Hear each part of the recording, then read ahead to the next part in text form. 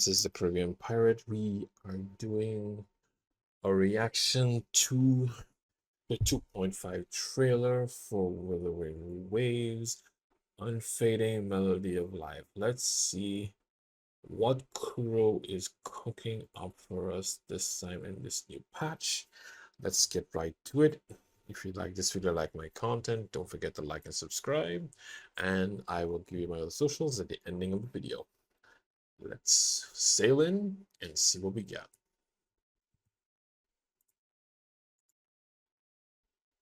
The closer you come to death, the sharper the weight of life cuts to expose what you truly desire. We all know that sword, don't we?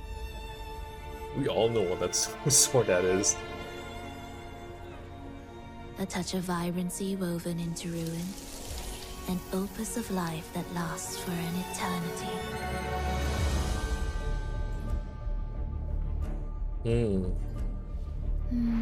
This looks The beautiful. depths beyond reach, where secret treasures often hide. It's a lot of fish. Enchanted, the faithful of the deep followed its call, seeking to claim the divine power as their own. I felt the disharmony within the lost beyond. Oh, Here, we shall witness the advent of the lost beyond. I'm not here to play games. Cut to the chase. What are you after? Now I'm intrigued. Tell me, if death were closing in, what would be your final thought? Thus, you fall. Cadence, halt. Whales, rejoicing. she's a heck of a woman. Witness, blossoms in waves.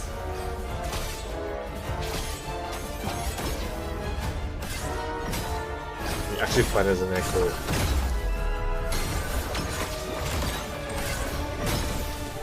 Oh, wow. Whoa, that The is foundation of the paradise is complete. cool. It is time to purge those who have strayed. Oh, he got the power. He got the power. I will unite the divided minds and build a paradise where tears no more. This is gonna be one heck of a fight. The most unpredictable story will one day welcome its conclusion. And when that moment comes, we must act. None shall stop the final cadenza. Not gonna lie. Not gonna lie. I will hold it here. Not gonna lie. I can't wait. Because now we have so many of the other players that you've always seen it from the sense of the Montellis and the Facilia side of it. You also have from Carthathia's side of it. All in the sense of how well the church, and then you also have Cristolfo doing all that they're doing. You even had Orlova herself in it at the same point in time, being one of the villains in a sense where we had to fight up against when we had to fight against Hecate the first time. But now we're seeing something happening here in the story is where her role in the story as to what's going on, and then seeing exactly where it goes from here. Because then we're seeing it now is that things aren't all the way as it seems. Things are happening, and now we're understanding that there's more to this than what meets the eye. So okay, let's go on. Let's see exactly what's coming up in the next patch.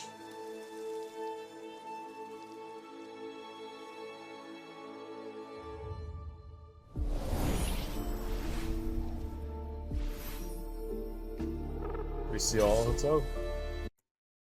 I have got to say, this is the most interesting looking rectifier weapon I think I've ever seen. They actually made it as a violin, and then they have the red spiral lily as the I can't remember what they call it, as like to play it.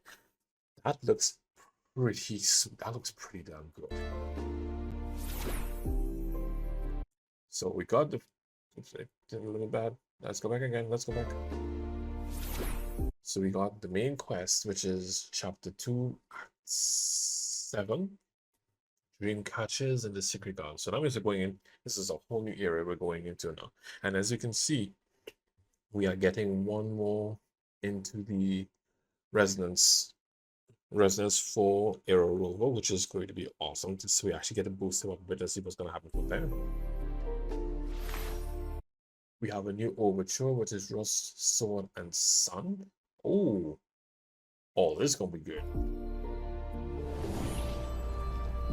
New enemy on the missile, Gunmaster. Look, Gunmaster, he has like... Is it me or is it that's the Threnodian's crown on his head? So that means these are controlled by the Threnodian in that sense. So this should be interesting to see how this works out.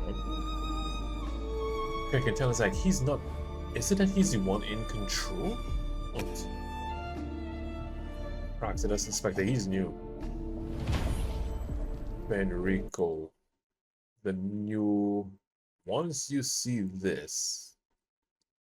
Once you saw that, you know this is gonna be fun. You know this is going to be the fight to remember. We are going to have to fight Fenrico. And Fenrico, the church. Basically, he is the church. Because everyone just by whatever he says and they just do it behind him. But this is going to be so interesting to see how this fight is going to play out. There he is.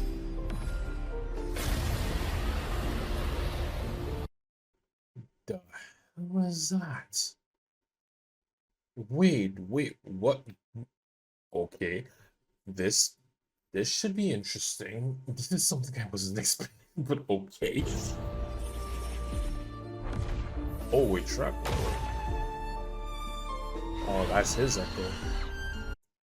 Oh, we get Hecate and Nightmare Echo, which means, oh, this is gonna be fun. This is gonna be fun. I want to love to see what her effect is. See whether or not if a lot of people who at this point in time are already fine-tuning and Hecate Echo when they have the Nightmare Echo for Hecate coming out. Because the Nightmare Hecate for her Echo, I am sure, is going to be tailored suit to help the Havoc damage users to work together in sync with each other.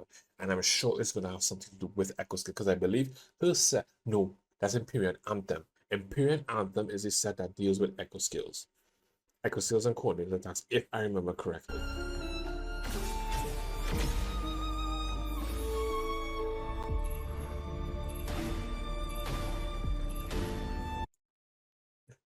New Nightmare Echo, the Nightmare Tambourines. Oh wow. Okay. New Nightmare Echo Glacial Predator. That's interesting. Oh, that's pretty interesting to see. Another Nightmare Echo, Havoc Warrior. So we're getting enough Nightmare Echoes to basically boost our Havoc team. So that would mean Dungeon is already broken already. This is a picture. Dungeon using a new Echo Havoc Echo set, which can make it even more broken. You have Cantarella. Roshia is in that as well, but that kid is kind of clunky to try and play with. Tauchi. Well, we haven't yet really seen some people use Tauchi to be pretty good. We'll just see exactly how that works out. I don't know how that will be, but we'll see how it works out.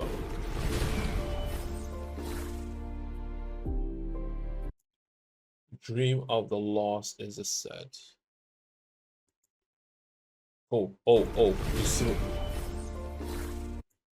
look at it. Look, I knew it. Dream of the Lost set 3, and there's only 3 pieces you need to use for it. Look at it carefully. Holding 0 resonance energy increases crit rate by 20% and grants 35% echo skill damage bonus. Okay, so her kit is mostly going to be for Lova. Also, I think it can kind of work for Cantarella at the same time, in the sense is that if she has no resonance energy, it just might work. I don't know whether or not if it would work properly or not. We'll have to test that out and see. But this is interesting that it gives a 20% crit rate. So let's get this right. The Echo set gives you 20% crit rate for having 0 resonance energy. She then has a skill for Lova. This is for Lova. Has a skill already For every one in her kit, I can't remember which one it is now. You can get up to 100% crit damage off of it. So basically, between this Echo set and her skill, she's boosting herself by at least 20% crit rate and 100% crit damage. That's a pretty good boost. That's a pretty good boost. But you can actually cap yourself to over 100 crit rate if you do what you do. Which I'm sure most people are going to fine tune her for that. The Fabricatorium of the Deep. The one I saw pictures that place, it was nice though. This one I did not understand how they were doing it. The orchestration altar.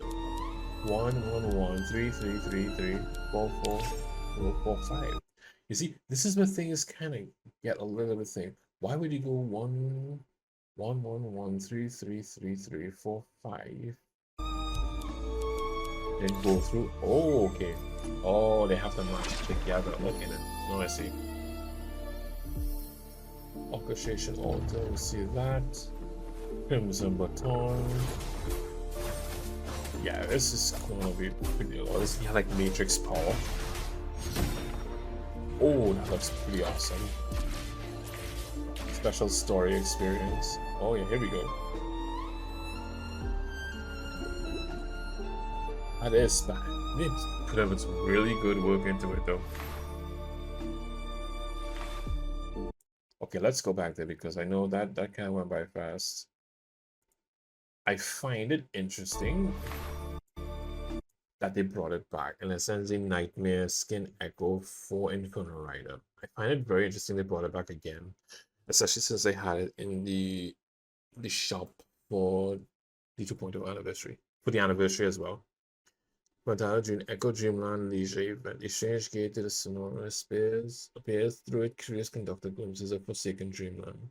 There, a host of peculiar echoes have gathered, striving to restore its former glory. The conductor chooses to linger, silently awaiting the unfolding of this dream. Okay, that's in its one event. Phantasma Dreamland. Well, this is the one that we were seeing. It's just you have to build up with your echoes, and then you have echoes that eat echoes, which is hilarious. So we'll see how this this sounds mega hilarious. And we even get if you complete the event, you get a sigil, which is nice. See the Nightmare Infernal Rider skin, the Phantom Echo skin. Well, they brought back the overflowing picture book. This event was one of the most interesting events I actually had to do. Most people, in a sense, with this one, they would say they hated it because of what they had to do in a sense of colors. But it's a pretty simple game. All you have to do is see what's the majority color on the board, and then you have to then play your colors to that color. And it is amazing how easy it works. Oh, and we have it like this now. And it even has a nice change to it too. And there we go. And that's how you do it. And that's how it works. Oh, there are 3 levels to it. Well, we always get these just as the location and so on. So this is more event intro, exploration event, the border mountains. So that goes to there. We get the normal 7-day login event, but we get 1, 2, 3, 4, 5 snap banner pulls and 5 limited banner pulls. That's normal. I saw this one where they actually put in additional rewards into the Dreaming Deep Solaris Surface. But this event is one of the longest ones. Granted, it's permanent, but boy, it takes a lot of time to try to finish this thing off. Because each thing has time, things like an hour, 30 minutes, hour 50. I was like, I did not think it would take that long, but it actually does when you try to go through it. So it's a lot. But it's wonderful in a side story to do, like, if you're looking for something to do, just trying to kill time. It's pretty fun for that. Okay. Oh, we're getting Zani, Dreaming of Solaris Surface. So one of them is Zani. Yes, you get Zani. You get Zani this time. Yeah! Yeah! We get to do with Zani. Added the option to clear challenges directly, optimize the map exploration experience, optimize UI visuals, optimize the interaction experience. Okay. That should be fun to see. So maybe no, maybe what I realized that a lot of people were completing it, so they had to do something to help people to clear it because it was pretty long to do. It was pretty long. So I'm glad that they actually did some work on it. It's a permanent feature, so it's wonderful that they actually put in some work into it. And that's a whole different UI from what we had before, which is pretty sweet. I'm happy they did that though. Now you actually have an idea of exactly how things work with everybody. And as you can see, we get a new sigil from this as well. That's 2 sigils coming out of this match. And we have the Echo Sync tuning. Now this one, I am not all for though. Because this is how do I say this? I know most people just like to max out an Echo and then just rule it fully. But the thing about it is, if it is, we can get Echo EXP in a more simpler, easier way than how it is right now, which is just by the tubes. Because if we could have used all the echoes that we don't use, and those can be counted towards echo experience that did not have a level, that would be fine. This is something that I think I've always put into the surveys, in a sense, every single time I've done the surveys, to say, hey, let us use the unleveled echoes that we have as echo experience, because we have an entire crap ton of echoes we do not use. And then the thing is, the only thing you can do with them is batch merge them.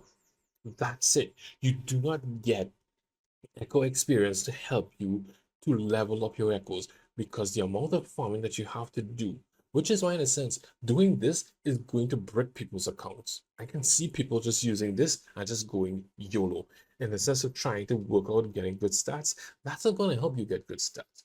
They did a wonderful thing in that you can change the main stat on an echo. That was fine. That helped, because trying to get the main stat of an echo that you want was already difficult already as it was. But now you are taking this now to the point where if people just do this, it is going to go crazy, because a lot of people are going to be pulling and doing this onto echoes, and then they're going to be burning through their tubes and crap, I forgot the name of the other one, in order to put all these substats on it. They're going to burn through all of the resources pretty damn fast. And then you have this one. This is the Echo Manager, new feature, 5-star, cost 1, cost 3. Sierra Gale confirm, save, main arrow damage, main attack, activate plan,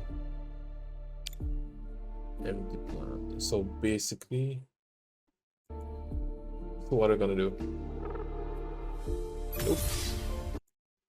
All current auto-lock and auto-discard plans will be removed and replaced with recommended plans. Continue. Status plans may not include every Sonata effect and will need to be activated once imported. Suggested plan into a cost 4, common cost 4, healing cost 3, glacial, cost 4, fusion, cost 3. This is really somewhat kind of. Let's see, auto lock by this plan.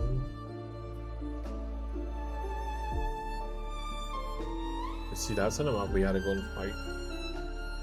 Oh, hold on. Oh. Well, most of us who saw this knows what those numbers on that side mean. We're getting 10 slots out. We're getting 10 slots. It is going to be. See, we can finally have 10 preset teams, and we can actually work something out, because we juggling between teams all the time, that's going to be a thing. Oh wow, that's gonna be a thing. Let's see, on and off option for resonator skill music. Oh, this is basically what Chacona just got muted. Chacona just got muted. Not gonna lie, I think Chacona just got muted. Oh, I feel sorry for Chacona. Oh man, but that is one think of a thing. So many things are coming out, so much quality of life. Plus, we're having advancement into the main story quest and everything else that's happening into this thing. This patch, a lot of people from what I've been seeing and hearing, everybody's been complaining how it's a filler. Honest to goodness, we're getting part of a main story quest where it's coming up to more or less the culmination, not really like a culmination, but in a sense, we're getting the other part of the story from everything else that we've done. We've managed to throw out the Threnodian and all that it's doing. And now it's using Fenrico through the church now to get to us now. So we're gonna see what happens when this clash comes about, which is gonna be amazing in itself to see. And I am already and waiting for it and can't wait for it. The quality of life updates, I'm happy for them. The one thing I'm kind of annoyed with is the one with the echo build, the echoes, in the sense where you can just max out your echo, get everything one time. I'm still a bit on the fence of that one. I shouldn't say I'm on the fence of that one, I'm just against that one because that could burn out your resources so fast. It's not even funny. Out of my experience, I can tell you, you can burn through echo's tubes pretty damn quick, which is why I actually had to resist myself and learn different methods of rolling echoes and then rolling and recycling echoes and doing everything sense with that. So that's the only thing out of the quality of life improvements I think that I'm not really a fan of, but everything else, wonderful, easy, it's amazing. I'm happy for it. I wish Code Games all the best. All Code players, all Wuthering Waves players, thank you very much. I will hope to see you when 2.5 drops, and we might more likely be doing our polls for Philova on stream again, just as we did for Cartathea. So here we go. So like and subscribe to this video if you like it. You can follow me on Twitch. You can follow me on Kick. I stream Mondays to Fridays from about 8:30 p.m. Eastern to 10:30 p.m. Eastern. You can catch me somewhere around that time. There may be a morning stream on the Thursday. It's according to how things are. And on the weekends, I will announce if I'm streaming on the weekends. So this is the Caribbean Pirate, sailing off, and see you in the next batch.